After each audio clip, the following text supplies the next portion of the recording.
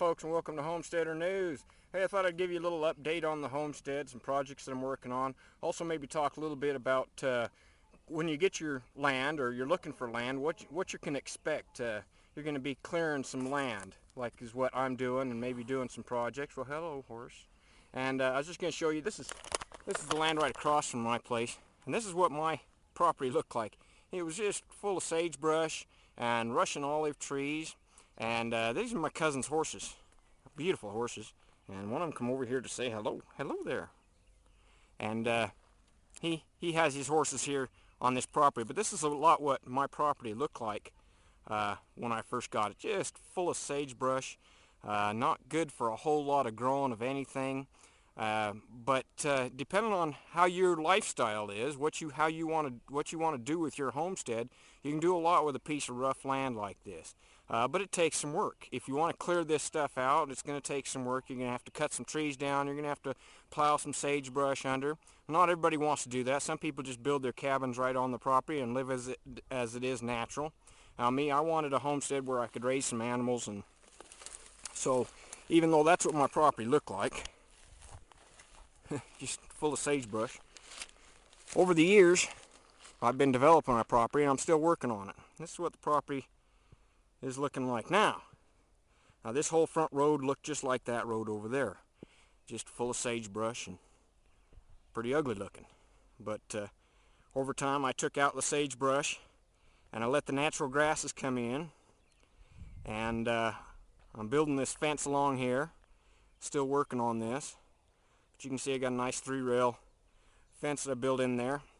And if you remember, I had a fire come through here. My brother set a fire in his ditch and it went clear through my property, and it burned all the backside of my property, and that was all black the last time I showed you a video of my property. As you can see, we're replacing fences. We're building the property back up so I can put in a real nice garden and put my animal pens back where I want them, because I just kind of had them set where I could put them. And so we're putting in chicken pens and rabbit pens, and I'm going to probably put some goats in this front pasture out here. Now my property is attached to my brother's property. He owns about 12 acres back up in here. He's got a couple of horses back up in there. And this is all part of my dad and my grandpa's homestead. My grandpa used to own about 200 acres up in here. Over time it's been split up between the families, and so this property all through here is now owned by family. This is my cousin's property over here where he has his horses. But this is my homestead, which is about 3/4 of an acre.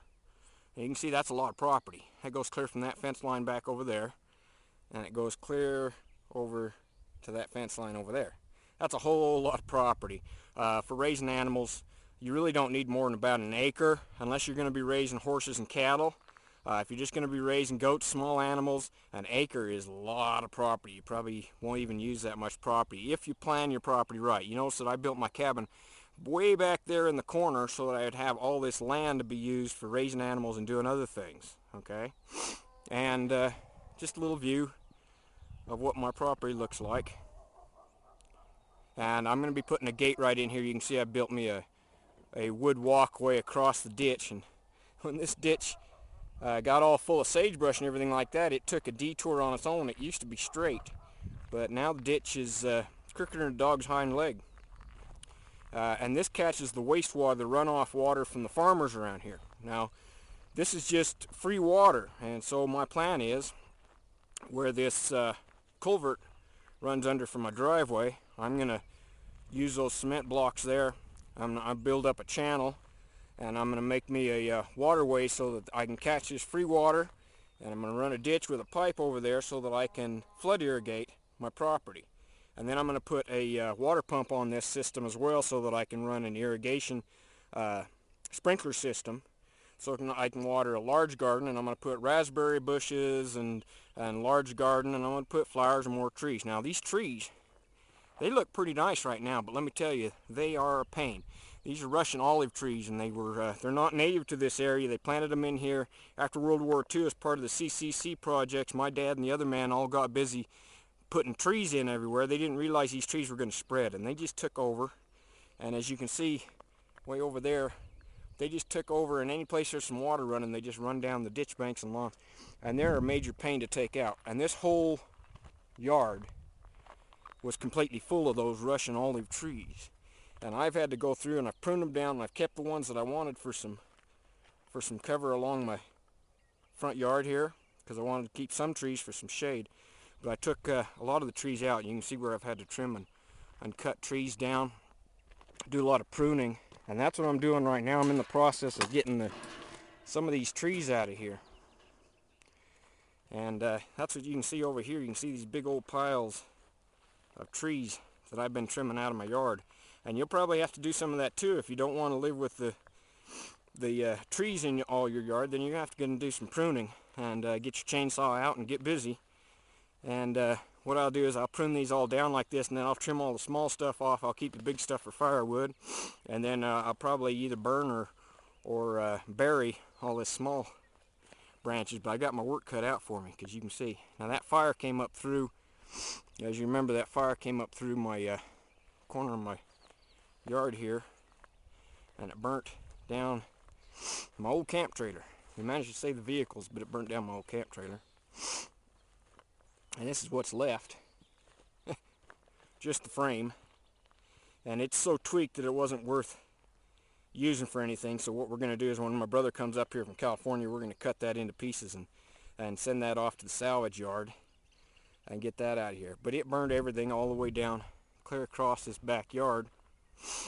And you can see it's all come in green now. Even though it burnt the ground down, right down to the ground, and it was all black, now it's came back and it's all green again. And fire doesn't really do any damage to the land, but it came awful close to burning up my fence. And it burnt down one camp trailer, and it turned this other one. It burned the bottom of this camp trailer. That's the camp trailer I lived in when I first came up here.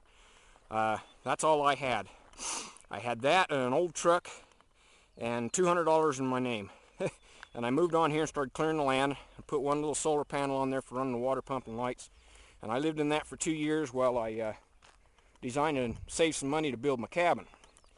And while I was doing that, I cleared the land as much as I could. I started taking out trees, but I had a lot more trees in this back. You can see the pile there.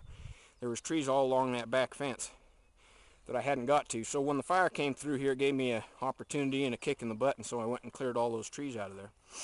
So now we're back down to bare ground. Now this is all burnt. It burned all the way. Fire burned all the way. You can still see some of the burned places. But you can see it burned all this, and now this is thick green grass. And because I've got my water well back in here, this is really thick green grass. Anyway, it burned up, and it burnt the old fence here. And my brother felt bad, so he came up, and together we built this new cedar fence along the back side of my cabin. And what we're going to do is I plan on building a 12-foot by 14-foot extension off the back of the cabin to give myself an extra living room and bedroom area back there. So hopefully I'll get to that this year. But I've got a lot of projects that I've got going on. I've got a new solar panel sitting there on my porch. I'm going to be installing that on my newer camp trailer. And I'll show you a video of how we do that installation there. And I'm working on my front yard. It's still been too cold to plant much around here. And so I've just got in my flower boxes in my front yard. I planted some lettuce in there. That's all I've got in there. I put some pepper plants in there and they froze. So I'll have to replant those. Now in another month, I'll put in my tomato plants and my other plants all in these flower boxes, because this is my eating garden. And I like to come right off my front porch and just grab some tomatoes and some lettuce and make me up a salad or whatever. I did put in some flowers in my old tin watering troughs there. Those used to belong to my mom on her homestead. I brought them down here, and now I use those for flowers around my place. And that's my front yard, as you can see, and the cabin. Solar panels are now 580 watts, and wind turbine is way up there on top of my old power pole. It's 400 watts. I'll be adding another 100 watt, 120 watt solar panel to the RV, but I'll also connect that so that I can connect that into my battery system, so when I'm not using the RV, it'll help to power up my battery system. So that's kind of what you have to expect when you get rough, raw land.